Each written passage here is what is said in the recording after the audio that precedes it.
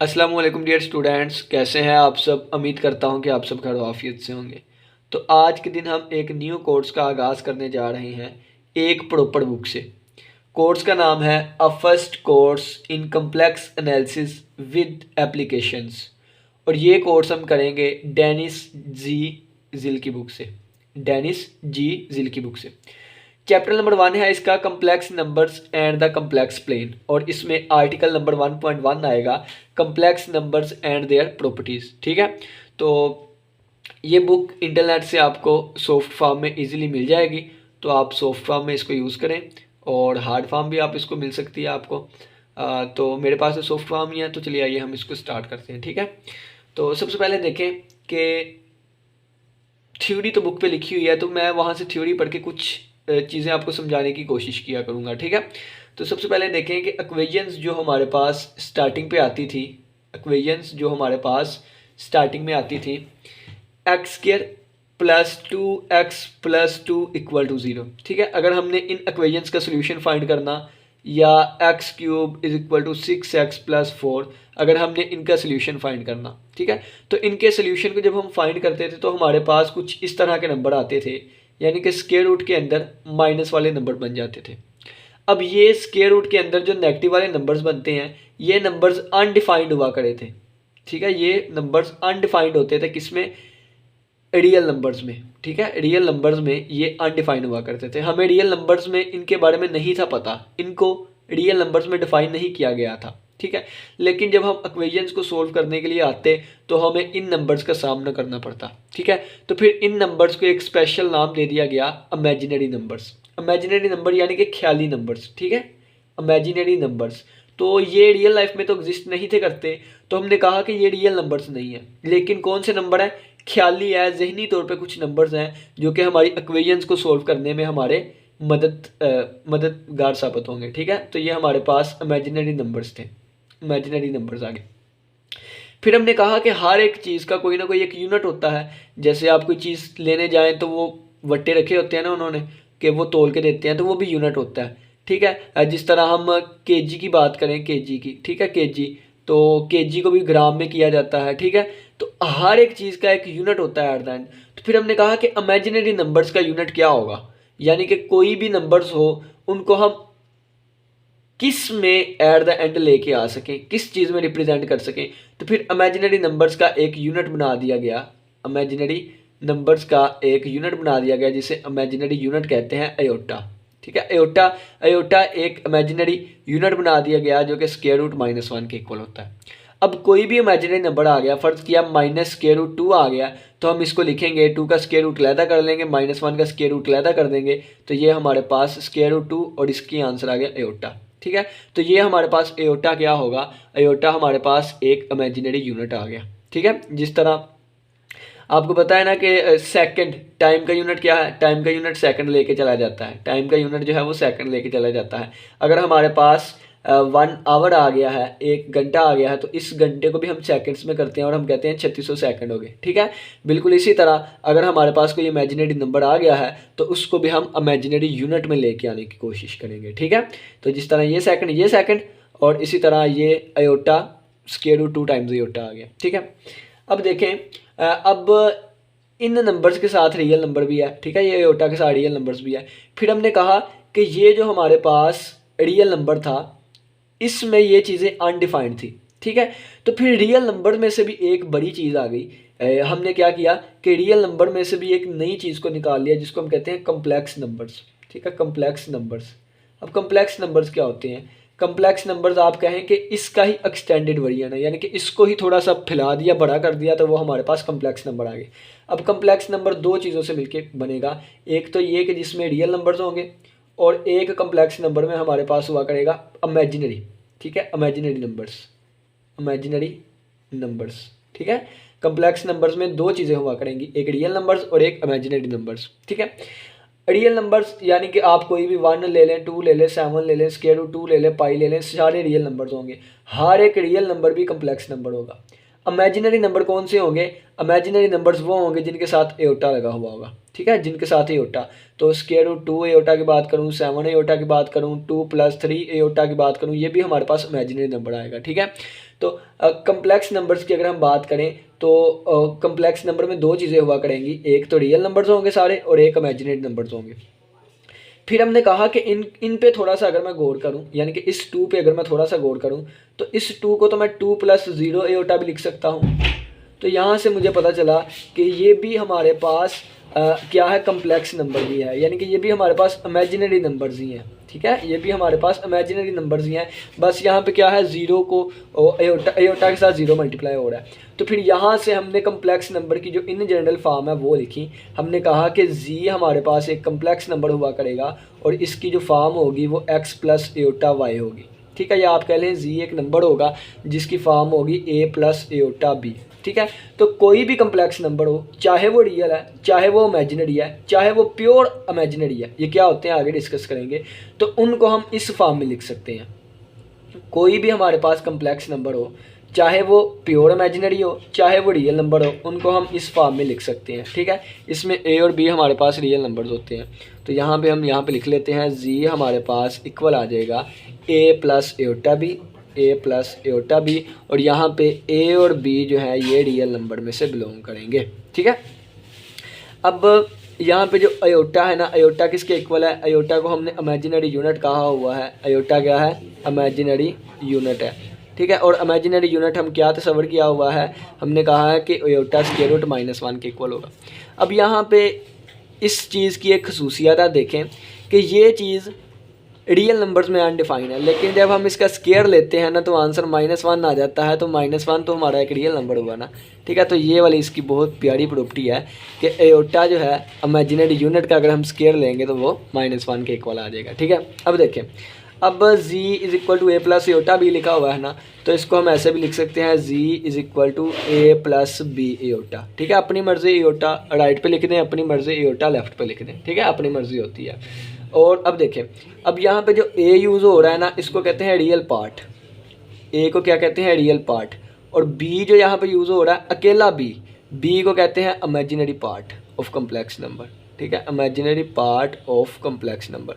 अब real part को अगर हमने ज़ाहिर करना है तो हम लिखेंगे रियल पार्ट ऑफ z, और इमेजिनरी पार्ट को अगर हमने ज़ाहिर करना है तो हम लिखेंगे इमेजिनरी पार्ट ऑफ z। ठीक है, तो ये इमेजिनरी और रियल की मज़ीद कन्फ्यूजन ख़त्म करने के लिए आपको मज़ीद एक एग्जांपल से समझाते हैं कि अगर हमारे पास आ जाए एक ये वाला नंबर, यानी कि z अगर हमारे पास आ गया है 4 - 9 एओटा।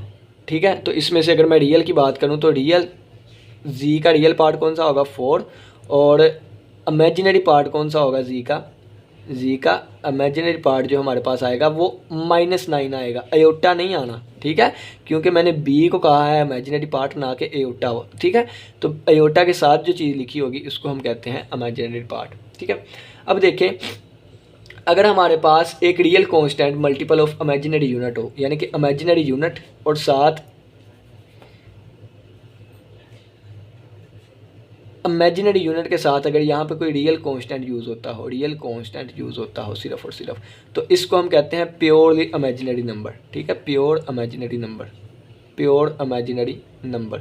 ठीक है, इसकी एग्जांपल आप देख लें कि फ़र्ज़ किया है, मैं कहता हूँ कि z एक ऐसा नंबर है जिसमें ये रियल कांस्टेंट 6 के साथ एओटा मल्टीप्लाई हो रहा है। ठीक है, तो एओटा के साथ कोई रियल नंबर मल्टीप्लाई हो रहा है तो ऐसे नंबर्स को हम प्योर इमेजिनरी नंबर्स कहते हैं। ठीक है, 2 + 3 एओटा ये हमारे पास इमेजिनरी नंबर है लेकिन प्योर इमेजिनरी नंबर नहीं है। ठीक है, तो प्योर किसको कहेंगे, जिसमें हमारे पास खालिस तौर पर प्योरली तौर पे हमारे पास इमेजिनरी यूनिट के साथ कोई चीज़ आती हो, तो ये भी हमारे पास प्योर इमेजिनरी नंबर था। ठीक है, ये सिर्फ इमेजिनरी नंबर्स है।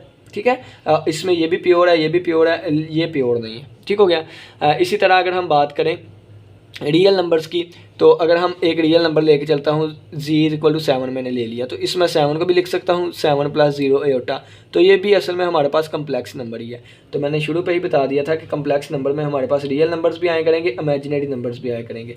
फिर हमें पता लगा कि रियल नंबर्स को हम ऐसे भी लिख सकते हैं, तो फिर ये हमारे पास इन जनरल फॉर्म बनी a + एओटा b। ठीक है, या a + b एओटा b आप इसको लिख सकते हैं। ठीक हो गया। अब दो रियल नंबर्स कब इक्वल होंगे, ठीक है, दो रियल नंबर्स कब इक्वल होंगे, तो यहाँ पे लिख देते हैं इक्वालिटी। ठीक है, अब इक्वालिटी, ठीक ठीक है। इसकी दो डेफिनेशंस हैं, दो होती हैं, लेकिन अभी हम इतना हाई नहीं गए, तो सिंपली जितनी चीज़ें पढ़ ली हैं उसके रिलेटेड ही अगर मैं बताऊं आपको, तो G1 अगर हमारे पास एक कम्प्लेक्स नंबर है A1 प्लस एओटा B1, और G2 हमारे पास एक कम्प्लेक्स नंबर है A2 प्लस एओटा B2। इन दोनों नंबर्स को G1 कम्प्लेक्स नंबर को मैं G2 कम्प्लेक्स नंबर के उस वक़्त ही इक्वल कह सकता हूँ अगर हमारे पास ये A1 A2 के इक्वल आ जाए, B1 B2 के इक्वल आ जाए। यानी कि G1 को G2 के इक्वल उस वक़्त ही कह सकता हूँ अगर A1 A2 के इक्वल आ जाए एंड B1 जो है वो B2 के इक्वल आ जाए। कहने का मतलब ये है कि रियल पार्ट ऑफ G1 जो है वो इक्वल आ जाए रियल पार्ट ऑफ G2 के, और इमेजिनरी पार्ट ऑफ G1 जो है वो इक्वल आ जाए इमेजिनरी पार्ट ऑफ G2 के। ठीक है, तो उसी वक्त दो कम्प्लेक्स नंबर्स आपस में इक्वल हो सकते हैं। अब ये जो कम्प्लेक्स नंबर हमारे पास Z है, यानी कि Z किसके बराबर होता है, A plus iota B, A plus iota B. ठीक है, A प्लस बी एओटा या A प्लस एओटा बी।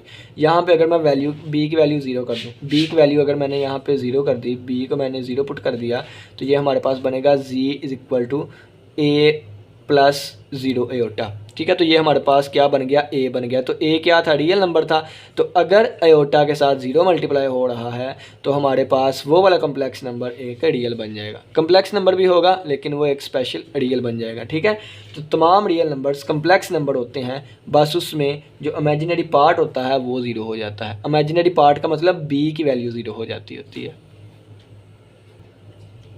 अब अगर हमने टोटल इस पूरे सेट की बात करनी हो, यानी कि टोटलिटी सेट की बात करनी हो, जिस तरह रियल नंबर्स के टोटल सेट को हम इससे डिनोट करते हैं ना, तो इसी तरह अगर हमने कम्प्लेक्स नंबर के लिए कोई रखना हो तो कम्प्लेक्स नंबर को हम C से डिनोट करते हैं। ठीक है, और तमाम रियल नंबर्स जो हैं ये इसमें आ जाते हैं। ठीक है, तमाम रियल नंबर्स भी इसमें मौजूद होते हैं, इसमें इमेजिनरी भी होते हैं, प्योर इमेजिनरी भी होते हैं, रियल भी होते हैं। तो मैं कहूँगा कि आल रियल नंबर जो होता है ये सबसेट होता है किसका, कम्प्लेक्स नंबर्स का। ठीक है, तो ये हमारे पास रियल नंबर जो है ये एक सबसेट होता है कम्प्लेक्स नंबर्स का। ठीक हो गया। अब अरिथमेटिक ऑपरेशंस देख लेते हैं। ये हमें न्यू किस्म के नंबर्स तो मिल गए, तो क्या इन नंबर्स को हम प्लस माइनस मल्टीप्लाई डिवाइड कर सकते हैं कि नहीं। ठीक है, तो इसके लिए हम अरिथमेटिक ऑपरेशंस देखते हैं। ठीक है, इन पे यूज़ होने वाले अरिथमेटिक ऑपरेशंस देखते हैं। अरिथमेटिक ऑपरेशंस का मतलब है कि क्या हम इनको ऐड कर सकते हैं, ठीक है, एडिशन कर सकते हैं इनकी, क्या इनको सब्ट्रैक्ट कर सकते हैं, इनकी सब्ट्रैक्शन हो सकती है, क्या इनकी मल्टीप्लिकेशन हो सकती है जैसे हम बाकी सादा नंबर्स को करते थे। ठीक है, मल्टीप्लिकेशन कर सकते हैं, क्या इसकी डिवीजन हो सकती है। ठीक है, तो पहली बात तो देखें कि कम्प्लेक्स नंबर में रियल नंबर्स भी आ रहे हैं, तो real numbers add subtract multiplication divide होते हैं, तो कम्प्लेक्स नंबर भी तो होंगे ना। तो क्या सारे complex number add subtract multiply divide होंगे या कुछ, तो उन सभी को हम डिस्कस करते हैं। ठीक है, सबसे पहले हम बात करते हैं एडिशन की। ठीक है, तो एक मैंने G1 ले लिया, A1 प्लस एओटा B1। ठीक है, A1 प्लस एओटा B1, और एक मैंने कम्प्लेक्स नंबर ले लिया G2 यानी कि A2 प्लस एओटा B2। अब इन दो नंबर्स को मैं ऐड करूँगा, सब्ट्रैक्ट करवाऊँगा, मल्टीप्लिकेशन और डिवीजन देखेंगे। ठीक है, सबसे पहले हम बात करते हैं एडिशन की। ठीक है, इन दोनों को ऐड करके देखते हैं। तो ऐड कैसे करेंगे, तो G1 प्लस G2। ठीक है, G1 प्लस G2 किसके इक्वल आएगा, G1 की वैल्यू क्या है, A1 प्लस एओटा B1 है। ठीक है, और प्लस G2 की वैल्यू है A2 प्लस एओटा B2 है। ठीक है, तो इसमें क्या होता है, इसमें जो रियल वाला पार्ट है वो रियल वाले पार्ट में ऐड होगा, और जो इमेजिनरी वाला पार्ट है वो इमेजिनरी पार्ट में ऐड होगा। तो आ जाएगा A1 प्लस A2, और ये आ जाएगा plus iota B1 plus aorta B2। ठीक है, तो ये आ जाएगा हमारे पास A1 प्लस A2, और ये प्लस आ जाएगा एओटा, यहाँ से अगर मैं कॉमन लूँ तो आ जाएगा B1 प्लस B2। ठीक है, तो एट द एंड ये भी हमारे पास real number plus real number, ये A1 प्लस A2 क्या है, रियल नंबर ही है ना, A और B। मैंने यहाँ पे स्टार्टिंग पे, यहाँ शुरू पे बता दिया था कि A B जो है वो कहाँ से बिलोंग करते हैं, रियल नंबर में से बिलोंग करते हैं। तो real number plus real number, एक और रियल नंबर आ जाएगा जिसे मैं A3 का नाम दे देता हूँ, और plus iota B1 plus B2, ये भी एक रियल नंबर आ जाएगा। तो देखें, जब हमने दो कम्प्लेक्स नंबर्स को ऐड किया तो दोबारा आंसर एक कम्प्लेक्स नंबर ही बना। ठीक है, तो ये भी हमारे पास कम्प्लेक्स नंबर से बिलोंग करेगा, तो हम ऐड कर सकते हैं। ठीक है, इसी तरह अगर सब्ट्रैक्शन की बात की जाए तो यहाँ पे मैं सब्ट्रैक्शन भी यहाँ पे कर लेते हैं। तो चलें जी, सब्ट्रैक्शन यहाँ पे कर लेते हैं। अब सब्ट्रैक्शन की बात की जाती है, सब्ट्रैक्शन अगर हमने दो कम्प्लेक्स नंबर को सब्ट्रैक्ट करना हो तो वो आ जाएगा Z1 minus Z2 is equal to A1 plus iota B1, और ये आ जाएगा minus A2 minus plus aorta B2। ठीक है, तो ये आ जाएगा A1 माइनस A2 आ जाएगा। ठीक है, डायरेक्ट ही अब, और प्लस एओटा कॉमन आ गया तो B1 माइनस B2 आ जाएगा, क्योंकि ये माइनस साइन मल्टीप्लाई होगा ना। ठीक है, तो ये इनकी सब्ट्रैक्शन भी हमारे पास डिफाइन हो गई। ठीक है, अब हम बात करते हैं इनकी मल्टीप्लिकेशन पे। ठीक है, इनकी मल्टीप्लिकेशन पे, मल्टीप्लिकेशन अगर दो कम्प्लेक्स नंबर्स को हमने मल्टीप्लाई करवाना हो, यानी कि Z1 मल्टीप्लाई बाई Z2 करना हो, तो Z1 की वैल्यू हमारे पास A1 प्लस एओटा B1 है, और Z2 की वैल्यू हमारे पास A2 प्लस एओटा B2 है। ठीक है, तो मल्टीप्लाई कैसे करवाते हैं, A1 को A2 से मल्टीप्लाई करवाया तो आ गया A1 A2। ठीक है, और A1 को इससे मल्टीप्लाई करवाया तो आ गया A1 B2 और एओटा। ठीक है, या पहले एओटा, अगर आपने पहले एओटा लिखना है तो एओटा लिख लें, एओटा A1 B2। इसको इससे मल्टीप्लाई करवाऊंगा तो प्लस आ जाएगा एओटा B1 A2, और प्लस एओटा से मल्टीप्लाई हुआ एओटा स्क्वायर आ गया, और ये आ गया B1 B2। ठीक हो गया। अब इक्वल टू देखें, A1 A2 और इन दोनों में से एओटा कॉमन आ गया तो प्लस एओटा कॉमन आया तो ये आ गया A1 B2 और प्लस B2 A1 और B1 A2। ठीक है, B1 A2। और यहाँ पे देखें एओटा स्क्वायर किसके इक्वल होता है, तो ये मैं स्टार्टिंग पे आपको बता के आया था, एओटा स्क्वायर -1 के इक्वल होता है। तो ये हमारे पास माइनस बन जाएगा माइनस B1 B2। ठीक है, तो इनमें जो रियल पार्ट्स हैं वो अलग हो जाएगा, इमेजिनरी पार्ट अलग हम कर देंगे, तो ये हमारे पास आ जाएगा A1 A2 और माइनस B1 B2, और यहाँ से इनमें से हमने एओटा कॉमन लिया था तो प्लस आ जाएगा हमारे पास A1 B2 plus B1 A2। ठीक है, तो अगर आप देखें ये भी एक रियल नंबर है, फ़र्ज़ किया इसे मैं A4 का नाम दे देता हूँ, और प्लस एओटा, इन दोनों को ऐड करूँगा तो इसका आंसर भी एक रियल नंबर ही आएगा, फ़र्ज़ किया B4 का नाम दे देता हूँ, तो ये देखें ये भी हमारे पास दोबारा कम्प्लेक्स नंबर में से बिलोंग कर जाएगा। ठीक है, तो मल्टीप्लाई भी हम कर सकते हैं इनको। मल्टीप्लिकेशन में क्या होगा कि सिर्फ़ और सिर्फ यानी कि मल्टीप्लिकेशन के बाद भी आंसर हमारे पास कम्प्लेक्स नंबर ही आएगा। अब कम्प्लेक्स नंबर की खासियत ये है कि जितना मर्जी आप इसको सोल्व कर लें, answer at the end x plus iota Y की फॉर्म में ही आएगा। और डिवीजन की जो हम बात है वो नेक्स्ट लेक्चर में डिटेल से करेंगे, वैसे मैं इसका थोड़ा सा बता देता हूँ आपको। ठीक है, डिवीजन का थोड़ा सा आपको हिंट दे दिया जाता है, बाकी वो जब हम नेक्स्ट लेक्चर में कॉन्जुगेट पढ़ेंगे ना उस वक्त हम इसको डिटेल से देखेंगे। ये Z1 ओवर Z2 आ जाएगा हमारे पास, यानी कि A1 प्लस एओटा B1 और divided by A2 plus aorta B2। ठीक है, तो इसके कॉन्जुगेट से ही मल्टीप्लाई और डिवाइड करेंगे। ठीक है, कॉन्जुगेट क्या होता है ये हम नेक्स्ट लेक्चर में देखेंगे। बस ये देखें कि अगर बटे में प्लस है ना तो नेगेटिव वाले से हम मल्टीप्लाई कर देंगे और इसी से हम डिवाइड कर देंगे। ठीक है, तो ऊपर देखें आप लोगों ने पढ़ा है कि ऊपर हम मल्टीप्लाई कैसे करते हैं, तो ये आप यहाँ पे मल्टीप्लिकेशन रूल वाला मैंने आपको सिखाया, डायरेक्ट ही करूँगा। अब A1 A2 आ जाएगा, और ये हमारे पास आ जाएगा A1 A2, और जब ये इससे मल्टीप्लाई होगा ये फिर इससे मल्टीप्लाई होगा, फिर ये इससे मल्टीप्लाई होगा तो माइनस माइनस प्लस आ जाएगा, और ये आ जाएगा प्लस B1 B2। ठीक है, और जब ये इससे मल्टीप्लाई हुआ था तो आ जाएगा plus aorta times B1 A2, और माइनस हमारे पास आ जाएगा, और ये इसके साथ मल्टीप्लाई होगा तो -A1 B2 आ जाएगा। ठीक है, और डिवाइड में अगर हम बात करें तो ये इससे मल्टीप्लाई होगा तो A plus B A minus B, तो A स्क्वायर और माइनस B स्क्वायर बन जाएगा।